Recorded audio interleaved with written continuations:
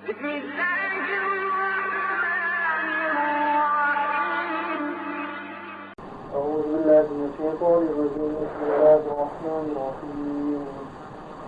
ليس البر أن تولوا وجوهكم قبل المشرق والمغرب ولكن البر من آمن بالله واليوم الآخر والملائكة والكتاب والنبيين وآتى المال على حبه ذوي القربى واليتامى والمساكين وابن السبيل والسائلين وفي الرقاب وأقام الصلاة وآتى الزكاة والموفون بعهدهم إذا عاهدوا والصابرين في البأساء والضراء وحين البأس أولئك الذين صدقوا وأولئك هم المتقون.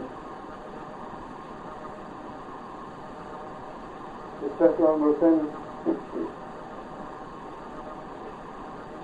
The verses that I just recited to you, from this section, Allah subhanahu wa ta'ala starts making mention of some very, very important fundamentals of the Sharia. And from this point, which is approximately the half point, the middle point of Surah Baqara, the topic changes with regards matters of the believers. Prior to this, all the verses that we have done, the opening verses Allah subhanahu wa ta'ala addressed the believers. Thereafter Allah subhanahu wa ta'ala addressed the munafiqeen, the disbelievers. Thereafter mention was made with regard to Sayyidina Ibrahim alayhi salam, the erecting of the Kaaba, the dua of Sayyidina Ibrahim alayhi salam. And thereafter Allah subhanahu wa ta'ala made some other points with regard to the believers and the disbelievers. From this verse that has been recited to you, Allah subhanahu wa ta'ala makes mention of a few very important aspects of the Sharia. For example, there will be mention made with regard Hajj, Nikah, Salah, Hisab, penalties, compensation, debts, all these type of things. So from this verse onwards till the end of Surah Baqara, Allah subhanahu wa ta'ala will specifically be addressing the believers more than the disbelievers. Allah subhanahu wa ta'ala opens up in the verse by saying, لَيْسَ الْبِرَّ أَن تُوَلُّوا وُجُوهَكُمْ قِبْلَ الْمَشْرِقِ وَالْمَغْرِبِ. The righteousness is not that you face towards the Mashriq and Maghrib, the East and the West. وَلَكِنَّ الْبِرَّ, but righteousness is مَنْ آمَنَ بِاللَّهِ, whoever brings iman on Allah, وَالْيَوْمِ الْآخِرِ, on the final day, وَالْمَلَائِكَةِ, the angels, وَالْكِتَابِ, the books, وَالنَّبِيِّينَ, the prophets, وَآتَى الْمَالَ عَلَى حُبِّهِ, and he gives his wealth upon that which he loves, ذَوِي الْقُرْبَى, his relatives, وَالْيَتَامَى, the poor, وَالْمَسَاكِينَ, the needy, وَابْنَ السَّبِيلِ, the traveler, وَالسَّائِلِينَ, and those who ask, وَفِي الرِّقَابِ, and in cutting free his slaves, وَقَامَ الصَّلَاةِ, and established the salah, وَآتَ الزَّكَاةِ, gives the zakat, وَالْمُوفُونَ بِعَهْدِهِمْ إِذَا عَاهَدُوا, and they fulfill their promises when they make a promise, وَالصَّابِرِينَ فِي الْبَأْسَاءِ وَالضَّرَّاءِ, and they are patient in difficulties and difficulties and hardship, وَحِينَ الْبَأْسِ, and the time of war. أُولَٰئِكَ الَّذِينَ صَدَقُوا, these are the truthful ones. وَأُولَٰئِكَ هُمُ الْمُتَّقُونَ, and they are the pious. If you remember, not long ago, mention was made with regard to changing of the Qibla. And when Allah subhanahu wa ta'ala commanded the believers to change the Qibla from Masjid Aqsa to the Baytullah, to the Kaaba, the kuffar started mocking the believers and the Sahaba. What type of religion do you have wherein the Qibla keeps on changing? A similar type of verse was revealed, mentioned then also, and again Allah subhanahu wa ta'ala mentions here that لَيْسَ الْبِرَّ, bir means righteousness, goodness. And in bir, all forms of virtue, righteous deed is included in the word bir. So Allah subhanahu wa ta'ala says that righteousness is not أَن تُوَلُّوا وُجُوهَكُمْ قِبْلَ الْمَشْرِقِ وَالْمَغْرِبِ, whether you turn in direction towards the east or the west. In order to refuse the disbelievers who are making it into a big issue with regard, not that big issue, with regard to the direction of the Qibla, so Allah subhanahu wa ta'ala wants to clarify to them that look, it's irrelevant which direction you face. Don't make that into a big deal because it's irrelevant. And whether you face towards the east or you face towards the west, the direction facing any form of direction, this isn't righteousness at all. But true righteousness is the fact that the believers obeyed Allah subhanahu wa ta'ala in His command of changing the Qibla.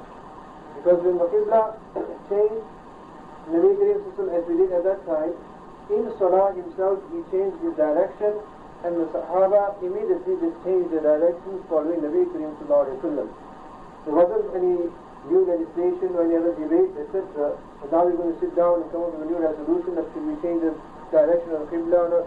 They didn't ask questioning Nabi Kareem, so why did you change it? Why else did you change? Nothing of this nature at all. As soon as they saw Nabi Kareem sallallahu alayhi wa sallam change, they knew exactly that this is the command of Allah subhanahu wa ta'ala. They didn't ask Allah subhanahu wa ta'ala question Nabi Kareem sallallahu alayhi wa sallam that why has our direction changed? Because for them they knew that it is irrelevant whichever direction we face. We are commanded to do what we are told to, hence we should just do and carry out what Allah subhanahu wa ta'ala has commanded us to do. So Allah subhanahu wa ta'ala mentions that there itself, the righteousness of the Sahaba was that without questioning anything, they changed the direction. وَلَكِنَّ الْبِرَّ, and then Allah subhanahu wa ta'ala, He mentions a few aspects of bir. Because bir itself means righteousness. And in righteousness means each and every good action. Each and every good action is included in the word bir.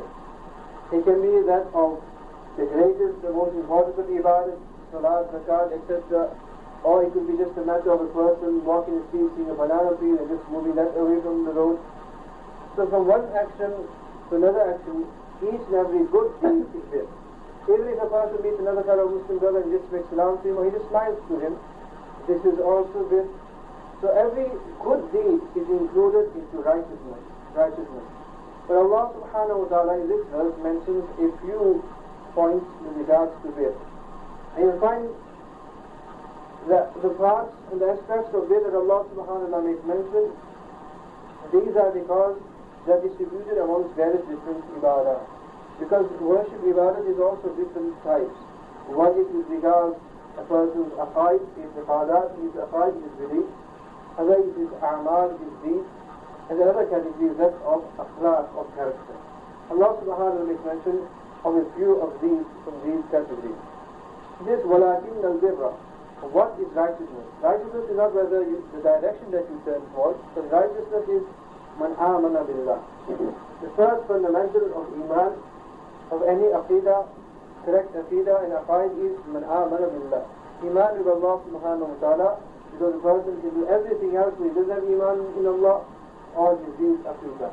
So man amana billah, he who has iman in Allah, wal yawm al-akhir, and the day of resurrection, which is the fundamental of a person's iman, wal malaikati, and the angels. The person believes in Allah, the hereafter, and he refuses and he rejects the malaika, he is not a believer, he has to believe in. So the angels are also a creation of Allah subhanahu wa ta'ala, who have been commanded with various different tasks. Wal kitab, the books, meaning all the divine books that Allah subhanahu wa ta'ala sent to all the Anbiya. Wal nabiyyin, and that of the prophets. Iman with Allah, believe in the hereafter, the angels, the books, and the prophets. These are integral parts and very important for a person's iman. Somebody doesn't believe in any one of these, he is not a believer. By kitab is meant the Quran and all the previous kitabs. By nabiyyin is meant Nabi Kareem sallallahu alayhi wa sallam and all the other prophets sent from Sayyidina Adam alayhi salam to Nabi Kareem sallallahu alayhi wa sallam. those who we know of and those who we don't know of. There are those who we know, and there are many, many more which we do not know of at all. Each and every Nabi of Allah subhanahu wa ta'ala will bring iman with each and every single one of them. And so this is one of the great characteristics of this ummah, that we don't just believe in one Nabi, but we also believe in each and every Nabi. The Nabis who brought the previous Shariat also, we believe in them also. Sayyidina Isa alayhi salam is our Nabi, Sayyidina Musa alayhi salam is also a Nabi. We believe in Sayyidina Musa, Sayyidina Isa, Sayyidina Ibrahim alayhi salam. We believe in each and every single one of them. Although we are just part of the ummah of Nabi sallallahu alayhi wa sallam, but our iman is on each and every Nabi of Allah. Then وَآتَ الْمَالَ عَلَى حُبِّهِ ذَوِي الْقُرْبَى وَالْيَتَامَى وَالْمَسَاكِينِ وَابْنِ السَّبِيلِ وَالسَّائِلِينَ وَفِي الرِّقَابِ. In this section, Allah subhanahu wa ta'ala makes mention with regards to those amal, those actions which have to do with wealth, monetary ibadah. That is, وَآتَ الْمَالَ عَلَى حُبِّهِ. He gives his wealth عَلَى حُبِّهِ, on that which he loves. Here the word is عَلَى حُبِّهِ, on its love.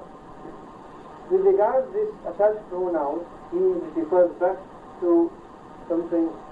Professor Reed mentioned that it refers back to that different things. عَلَى حُبِّهِ could mean that it is because of his love for Allah. Because of his love for Allah, he gives of his wealth. Or it could mean also that because of his love for the wealth, that despite him having love for the wealth, he still al-mal, he still gives his wealth. And another hadith of has mentioned that the best form of charity is when a person is sahihun shahih, when a person is healthy and when a person is wealthy.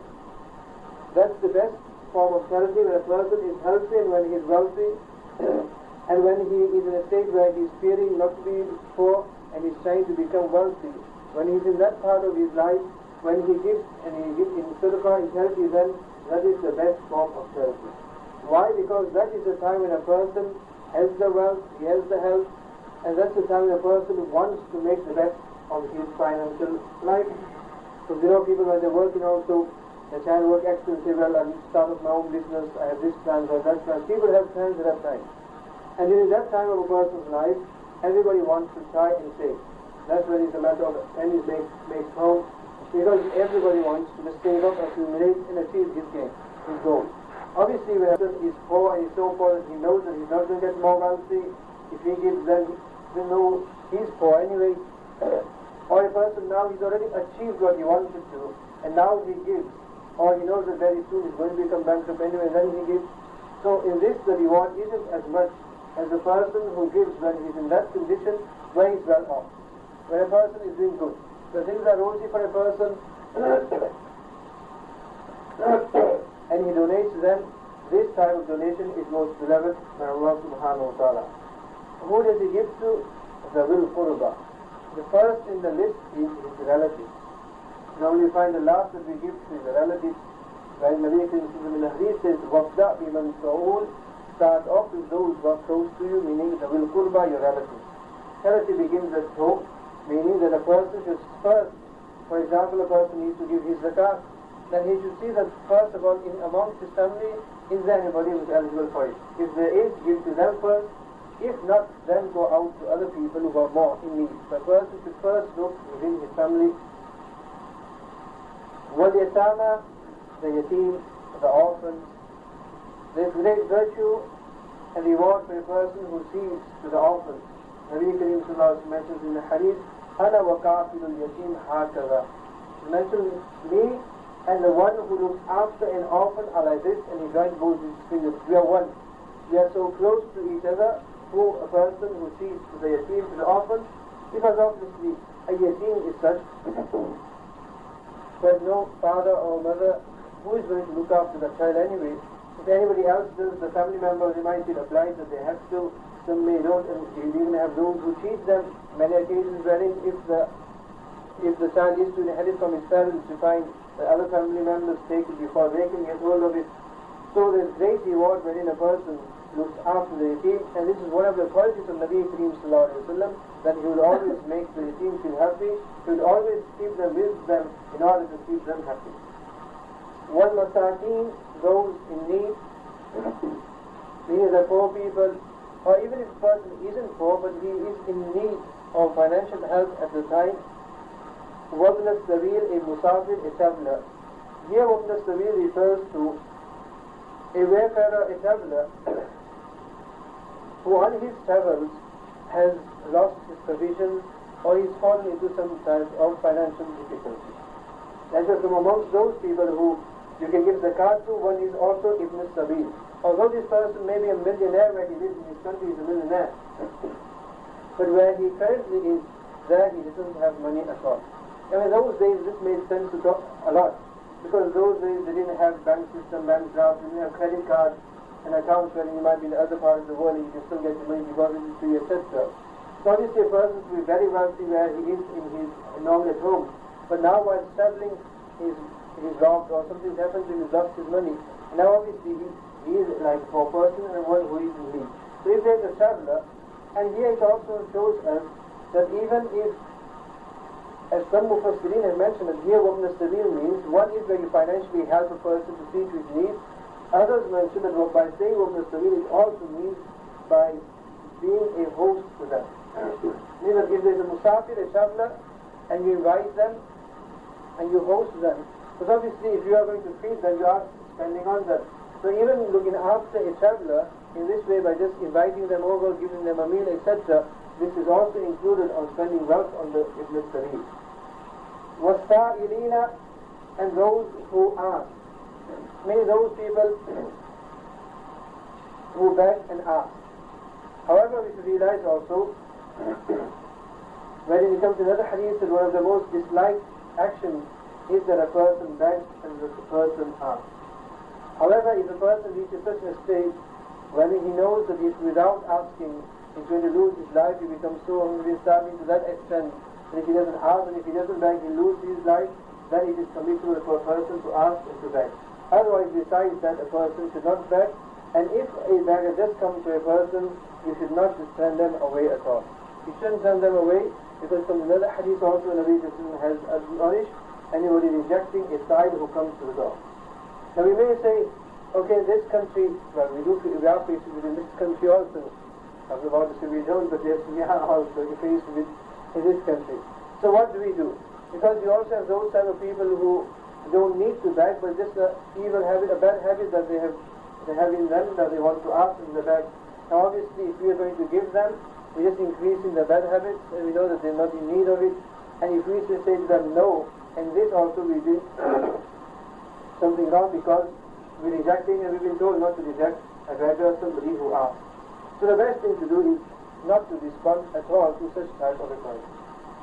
Our situation is such that if somebody comes to you in the beg, now normally in many other poor countries, wherever you walk, people are just there behind you in the streets, etc. Now what happens, we say to them, I haven't got anything. By saying this, in reality, you are lying. Because obviously you've got the whole wallet full, you've got pounds there, and dollars there, and you're saying to them, you haven't got anything. So this is a lie. And at the same time, if you just push them away, tell them to go away, this type of things, you're also doing wrong.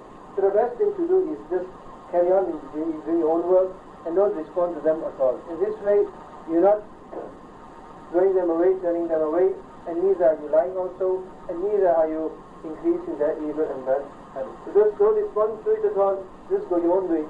Especially, because we are facing it now and then here, when a person goes to poor country, India, Pakistan, Bangladesh, and many other poor countries, you know, they can just smell a foreigner. And the whole queue is there, obviously, if you take something out, and how many people think you'll give also. And people have bad habits also. So a person is faced with it throughout the road from one corner to the other corner, they just stick with you. So best is just carry on walking and don't just ignore them, and just carry on with your own work without responding to them. Further, spending on wafir riqab. Wafir riqab means an in freeing a neck. By this means a slave. We have various different categories of slaves, and in reality, in the books of jurisprudence and fiqh, there are actually so many different masail, a whole entire chapter with regard to slaves itself. Unfortunately, in today's times, we don't get to make amal upon these masail and these ahadith because we don't have slaves. Riqab here means certain slaves are such that they have an agreement with the master that if I can pay off so much to you, then I am free. Or the master says to the slave that if you pay so much, then I will free you. And when a person has something in his control, normally you'll hold somebody by the neck. If somebody who's in the neck, that means he's under that person's control. So in the same way, a slave is also under the control of the master. So by freeing the neck means to free a slave. If a slave has made a deal with the master that I'll pay you so much and he'll be free, and if you know of it, to assist the slave in gaining his freedom is also a worthy deed. And we know also with regards to Abu Bakr Siddiq and the other great Sahaba, that whenever they would be able to, they would free slaves. Sayyidina Abu Bakr Siddiq purchased Sayyidina Bilal and freed him also. So fir riqab here means in freeing a slave. We come back to the Sharia. We will be able to have slaves also, and we will be able to also have these type of virtues of freeing slaves also and having slaves. And when we say slaves, this is something that also we need to understand. That when we say slave, it doesn't mean a slavery as we know of slaves being shackled in chains and beaten and whipped and these type of things. The slavery in Islam, dear friends, wasn't slavery of this nature at all. So slavery in Islam, dear friends, was a big honor for the slave. Because those same people, if they were slaves of any other master, that's where they would be shackled and beaten, etc. Whereas Islam has given us so much teaching with regard to how a person should be with his slave. In the hadith is also told to us that a person should also feed the slave the same as he eats. The slave should wear the same as the master wears. Where would you find these type of teachings elsewhere? Where the master wears the same as the slave. And we receive many occasions, instances of the Sahaba where the master would stay hungry and he would feed the slave. This is the slavery of Islam. So it isn't the slavery, the barbaric slavery that the world knows, dear friends. So in this section of the verse, Allah subhanahu wa ta'ala makes mention of a few monetary forms of ibadah. And it also indicates towards us that although Allah subhanahu wa ta'ala has made zakat first, and normally we think that once we've given our zakat, that's it, we've completed our financial duty. Mufassirin mentioned that if a person has already given his zakat, but if there are such type of people around him, then it is still first upon him to see to them. So it isn't that the person has just given his discharge, his zakat, and think that's it, now. I'm free now, I don't have to give any other financial aid to anybody at all. As I mentioned, that this is also first, if this type of people are available around him, for example, a relative or a yatim or a beggar or somebody comes to him at a time and he has the means, and that beggar or person in need definitely has a valid need, then he also becomes first at that time for a person to financially assist that person. And as I mentioned previously in the past also, whenever a person financially helps another person, all you're doing is helping yourself. Because that deed is a good deed on your behalf, it's going to be counted for you, you're going to get the reward for it in the hereafter. So by helping him, you should be pleased that Allah subhanahu wa ta'ala sent such a person to you by which you will get the reward. If he hadn't come to you, and if you hadn't helped him, you wouldn't have gained that type of reward.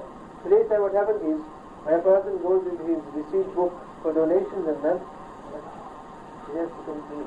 He's giving me all sorts of things, buying me this type of thing. Whereas in reality, a person should be pleased at that time that he's come, it's an opportunity for me. If he didn't come, I wouldn't have taken that extra 5 or 10 pounds out.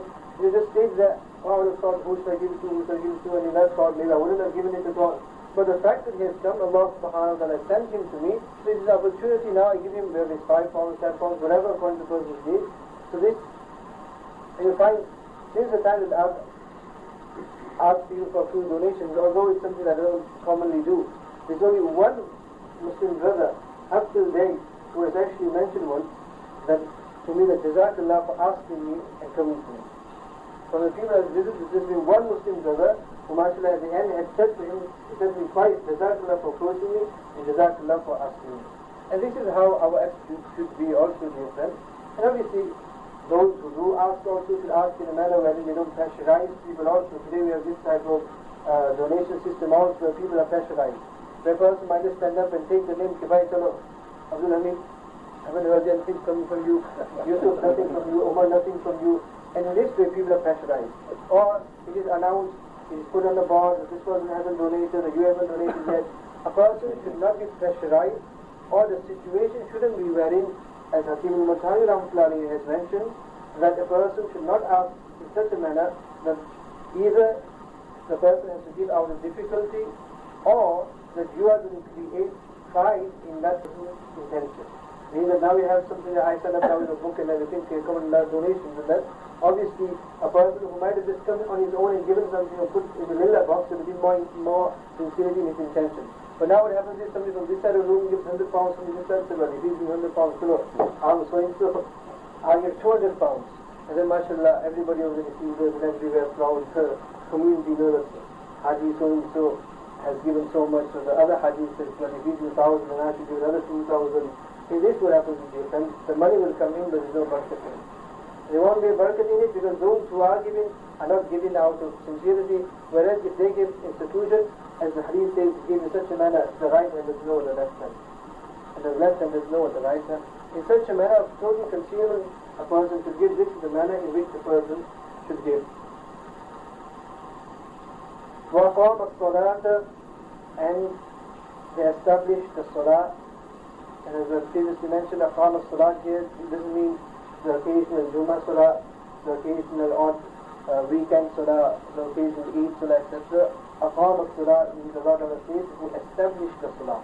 Now those who read, who perform the salah, everybody performs salah once in a blue moon, everybody performs salah, some salah or the other. Here means who those who establish salah. Establishing salah means one who performs the 5 times salah. وَآتَ الزَّكَاةِ, and they give the zakat. Here it means the compulsory zakat. The difference between zakat and other donation is that with regards to zakat, there is specific regulations and laws with regards to zakat. That's the only difference. In zakat, it will be a prescribed amount that certain people give to only certain users of it. That's zakat.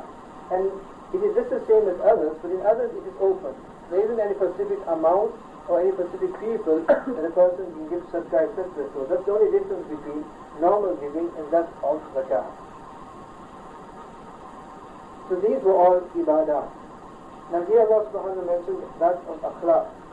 وَالْمُوفُونَ بِعَهْدِهِمْ إِذَا عَاهَدُوا, and one of the characteristics and qualities of those who do righteousness is that they fulfill promises. وَالْمُوفُونَ بِعَهْدِهِمْ, they fulfill promises إِذَا عَاهَدُوا, when they promise. But whenever they make a promise to somebody or they give their word to somebody, ahadu, they fulfill it. And so you find in the words of the Quran also, all the other actions Allah subhanahu wa ta'ala has mentioned it in the past tense. And here ahadu, Allah subhanahu wa ta'ala makes mention of it with regard to the ismifai, the do of the action, and the do of the action is at all times. That is at all times, because there are cases when in a person, sometimes he may fulfill a promise and sometimes he may not fulfill a promise. So if this was also in the past tense, it would mean that anybody who might have just fulfilled one promise out of 100, that can't be the case. So ahadu here means one who always fulfills his promises. Whenever he gives a person his word, he fulfills his promise. And this, dear friends, is regards to a person's everyday life. By fulfilling a promise, it doesn't just mean where a person promises something to another person. So this is hard in reality. We find that you have to promise somebody something, I'll do this for you, or I'll give you this, I'll do that. But here it means that a person is always fair with people. It means in a general way, a person is always fair with people in different aspects of a person's life. What is, for example, if a person is a shopkeeper himself, then he is fair with regard to his dealing, that he doesn't sell people rejected seconds and without labeling it that it is seconds or there's some fault in it. He is open, those goods which are price seconds, regularly seconds, that which isn't, he isn't a thing that. And you, for example, he doesn't treat anybody in that manner. Somebody who goes to buy something, he doesn't go with fake notes there and treat in this way. He is fair in his dealing also. He doesn't go with stolen credit cards and these type of things, etc. No fraud, etc. In the same way, if a person is the owner of a business, is the boss, etc., then he is fair with regard to those who work for him. He pays them according to what he has agreed with them. Not that at the interview time he says, this is I promise, I'll pay you this and pay you that, I'll give you this off, that off and everything.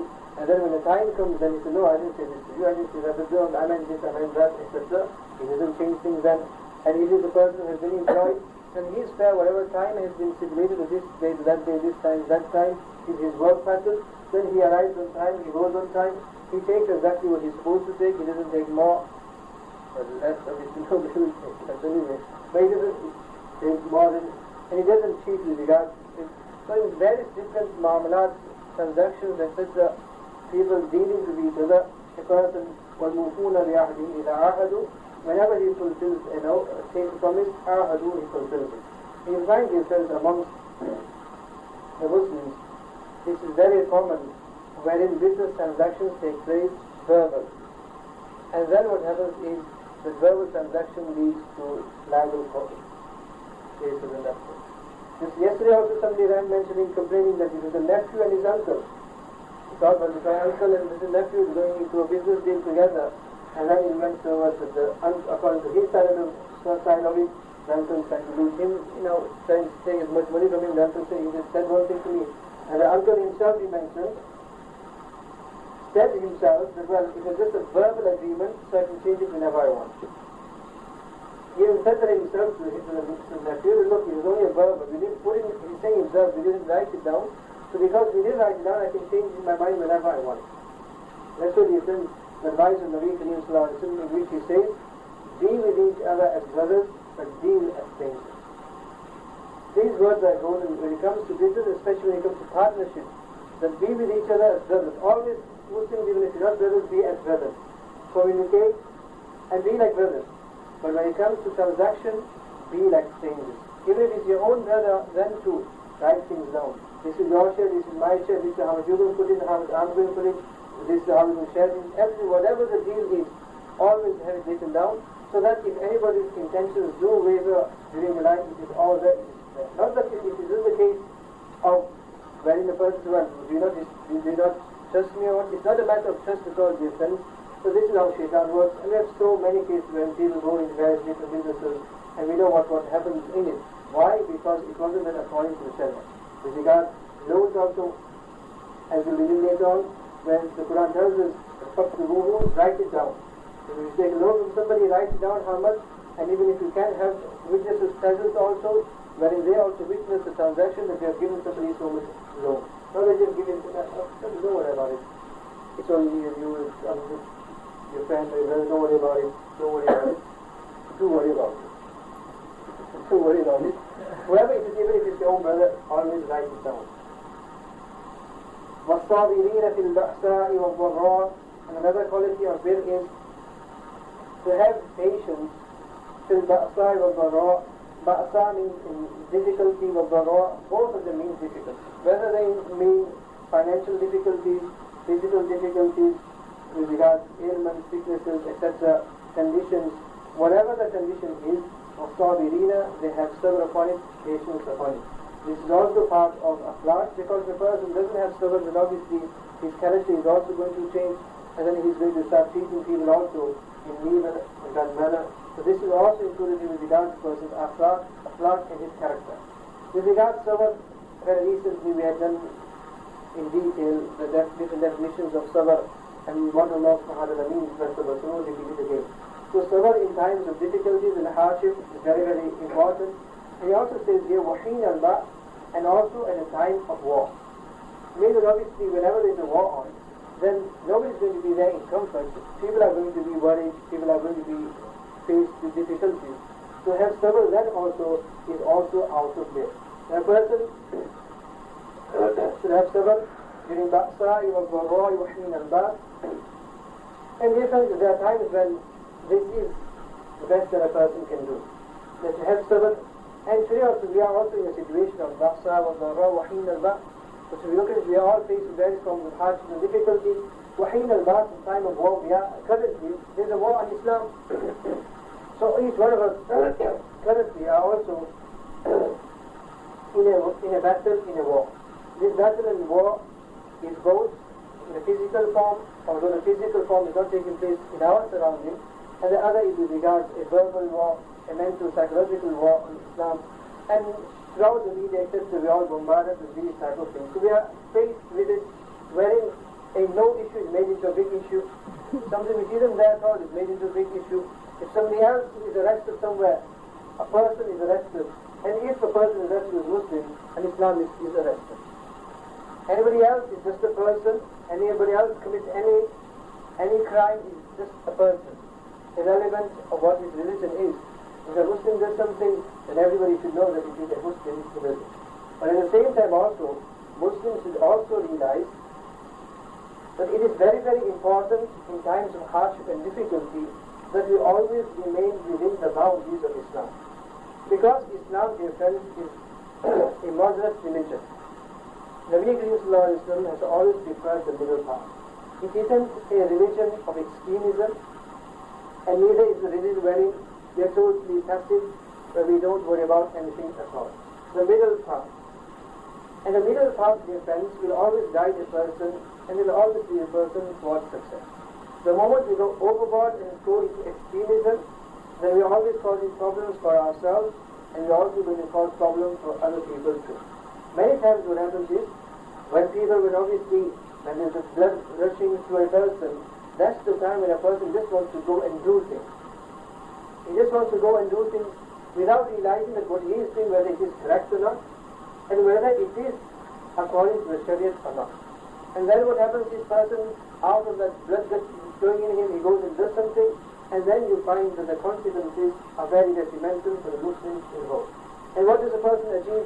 The other thing is, definitely you achieve something out of it, and most of the time you don't achieve anything out of it at all. Things don't change, it remains the same, we haven't made any difference at all, but other things have just been made worse. So this is something that is very, very important, that we always remain within the boundary of the Sharia, and there is always ways out for us in the Sharia. Just the way, dear friends, we know that if other people can defend themselves, and in order to defend themselves they can go to war, Islam also has the right to defend itself and go to war. Nobody can say everybody else has the right to go to war and Islam can't go to war. If others can defend themselves physically, and others can also wage a war, then Islam is under the attack, but Islam can also defend itself, Islam can also go to war. When it is attacked. If there is no obstacles there, and if it's not attacked, then there is no reason for anybody to go to war at all.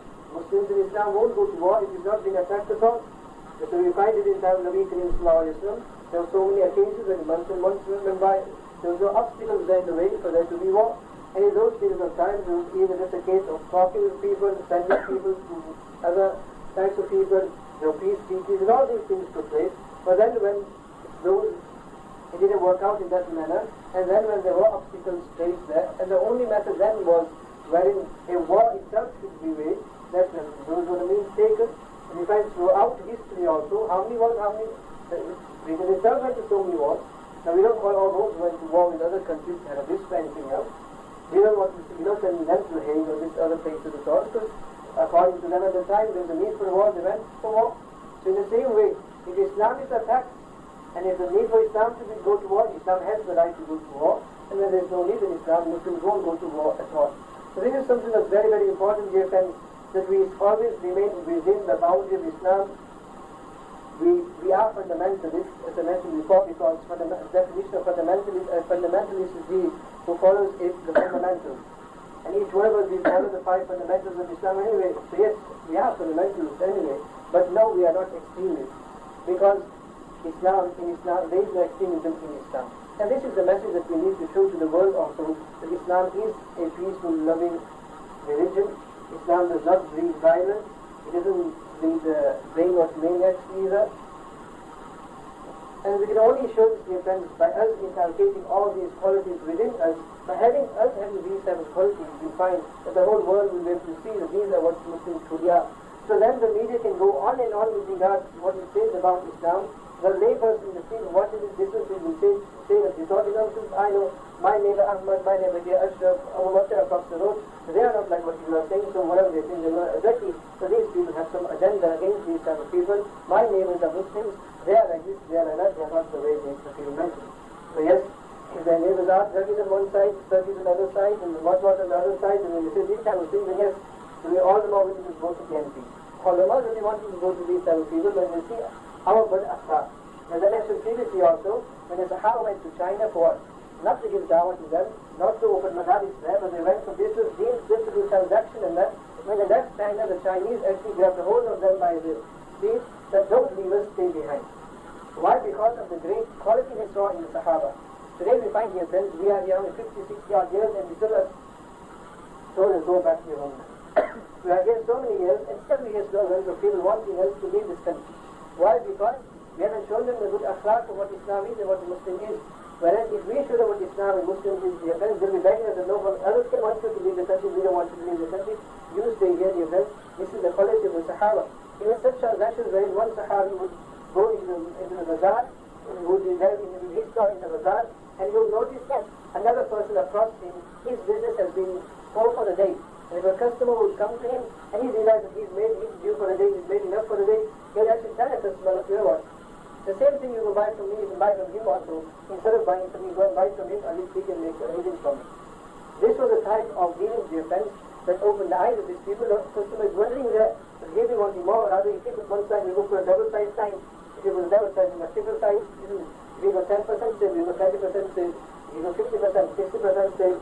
This is how we are here in Sahabi, saying to the person, I'll make enough for the day rather than go and buy the same thing from him, at least he'll have something to feed his family with. So when we also show this kind of good akhlaq and character yourself, then no one will listen to what's on the media, and you'll find that all the planning and all the cunning ways will be defeated just by the good akhlaq and character of the believers. أولئك الذين صدقوا. Allah subhanahu wa ta'ala mentions that they are the sadaqah, they are the truthful ones. Truthful in what? Meaning that they are truthful in what? Amana billah. And so when Allah says, لكن البر من آمن بالله. Here Allah says, أولئك الذين صدقوا. They are truthful in them saying آمن بالله. And they say we bring iman because the person says that he brings iman in Allah. He's taken an oath of Allah that will obey Allah subhanahu wa ta'ala. So whoever does these type of things, he is truthful in his oath that he believes in Allah subhanahu wa ta'ala. And naturally, whoever believes in Allah, whoever has these qualities and is truthful, أولئك هم المتقون, and they are the muttaqun, they are the God-fearing, they are the pious. The muttaqin go over and over in the Quran everywhere Allah subhanahu wa ta'ala has ordained us that we should become muttaqin. We should have taqwa in us over and over, as we did. Whenever Allah subhanahu wa ta'ala makes mention of any important injunction, immediately at Allah subhanahu wa ta'ala makes mention of that of taqwa. So do this in order of taqwa. Everywhere we show how important taqwa is. So here Allah subhanahu wa ta'ala says, whoever has these qualities, humul muttaqun. If a person wants to know whether he has taqwa or not, then he can just match himself with these seven verses. All these hadiths are left on the mentions of these are the characters of the muttaqin. These are the muttaqin, for you is the muttaqin. And I mean, it matters down to this, that we also, and the church says, we also, Allah, yes. Or you have to ask him, yes, no. Some say he has 50,000. One malaika, yes, and the Wallahi, Abdul Mahal. And the many is the lazy. That's actually this everything. The majority of man is doing yourself, this is the answer. This and that everything. Unfortunately, we take ourselves with everything else from the start, and from this and that this. And we don't take ourselves with that, with Allah subhanahu wa ta'ala. And then we know that yes, we are in the category of Allah.